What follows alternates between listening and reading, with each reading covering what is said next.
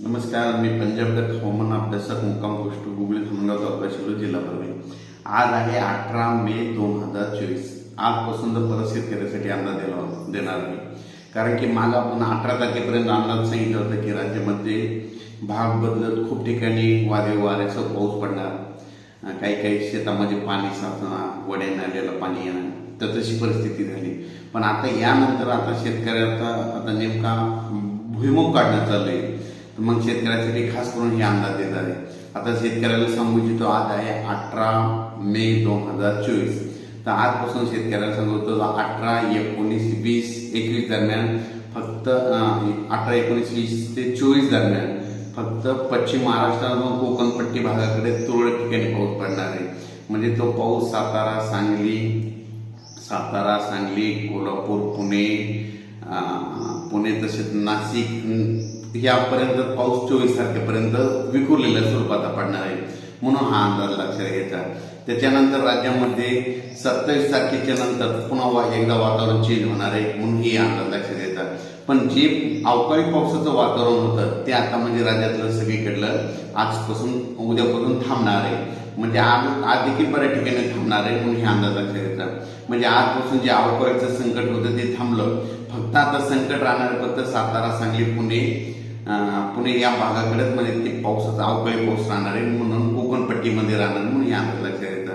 तर शेतकऱ्यासाठी परत एक आनंदाची बातमी, आज आहे 18 मे आणि आता मान्सूनची आता म्हणजे चावल लागली। तर शेतकऱ्याला सांगू इच्छितो तो 22 मेला अंदमान बेटाव मान्सून एकदा सक्रिय होणार आहे। पण त्याच्यानंतर काय होणार आहे, 22-23च्या दरम्यान बंगालच्या खाडीमध्ये एक चक्रीवादळ तयार होणार आहे। बंगालच्या उपसागरामध्ये म्हणजे एक चक्रीवादळ तयार होईल आणि ते चक्रीवादळ कलकत्ता बांगलादेशकडे जाणार आहे, म्हणून हा अंदाज लक्षात घ्यायचा।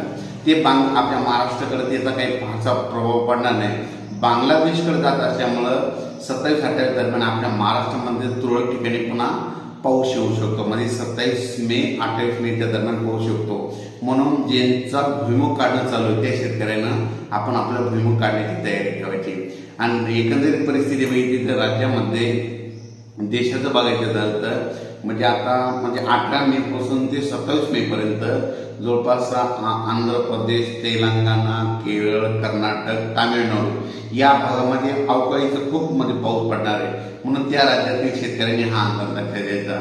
आणि त्याच्यानंतर महाराष्ट्रामध्ये म्हणजे आज 18 मे पासून जे अवकाळी साऊट होतं आजपासून कमी झालेलं आहे, फक्त अवकाळी बरसणार आहे, फक्त कुठं बसणार आहे, सांगली जिल्ह्यामध्ये, कोकणपट्टीमध्ये, पश्चिम महाराष्ट्रामध्ये काही भागामध्ये त्या भागामध्ये राहणार आहे, म्हणून हा अंदाज लक्षात द्यायचा। उर्वरित राज्यामध्ये आता म्हणजे सगळी आपल्या राज्यातलं सगळ्या जिल्ह्याचं हवामान आता कोरडं झालंय, म्हणून हा अंदाज लक्षात द्यायचा। अचानक वातावरणात बदल झाला तर लगेच एक मेसेज द्यायला जाईल।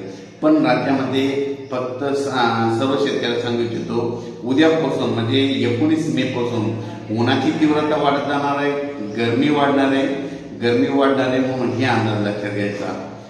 अचानक वातावरणात बदल झाला तर परत एक मेसेज दिला जाईल। धन्यवाद।